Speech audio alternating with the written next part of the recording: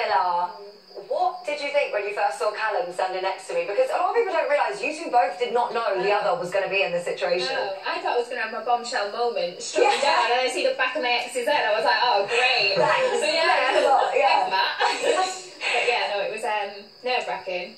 Definitely, I can imagine. But if we rewind, like, maybe there was a point where you thought, I could be open to a rekindle. Why do you think it didn't happen? I think I was quite adamant when I first came in that I wanted to explore and get to know other people. And then once Cal and I had had a few more conversations, I think then I started to think, oh, maybe then that'll be a situation. But then he obviously got happy with G, and then it all just was a bit on a line. But everything happens for a reason, so I'm grateful for that, because otherwise I wouldn't be with Tom. There you go.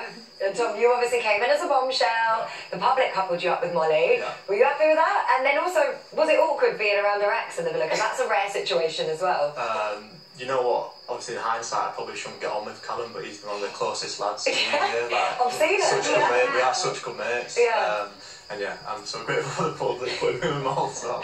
Yeah, honestly, I don't think any of these situations would happen outside of the Love Island villa. It's just like, okay, your ex is my best mate, and also I'm coming up with you, and we're going to have some dates. Yeah, cool. Molly, we saw you hash things out with Georgia S as well. Yeah.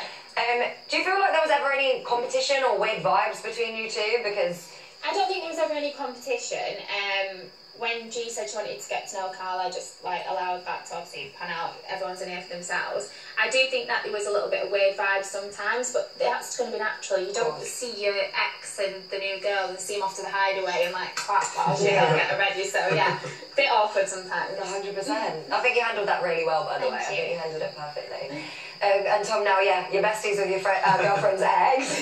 And you two did have a double date at one point. I think it was like a breakfast situation. Oh, yeah. And you helped pick Molly's teddy. Well, you helped pick Molly's teddy on Valentine's Day. Is that weird? Is that fine? Do you know what? I think in life, you just got to get on with it. And yeah, I think life goes on. It's life's too short to be moody and stuff with people. So yeah. Yeah, I think this is the most unlikely but positive situation that can come out of two exes in a Love Island villa we've ever even imagined. But after the video calls, you found out the public were rooting for you two to get back together. What went through your mind at that moment? Because you don't have any idea what the public are thinking. I was so confused. Obviously, it had been brought up in a few people's video calls. And I think maybe it's just because of how well we were getting on and as friends in here, and just how happy we were for each other to find somebody else. That's the only way I can kind of perceive it. Yeah. So yeah. Again, unlikely situation. Yeah. You handled it very well. And you said, well, Manchester, you two are not too far from each other. Is this the start of something more serious? We haven't had any titles either. Yeah, I think obviously for that stuff we wait till the outside, but no. Yeah, she knows I'm serious about it. I was planning to move back up north to be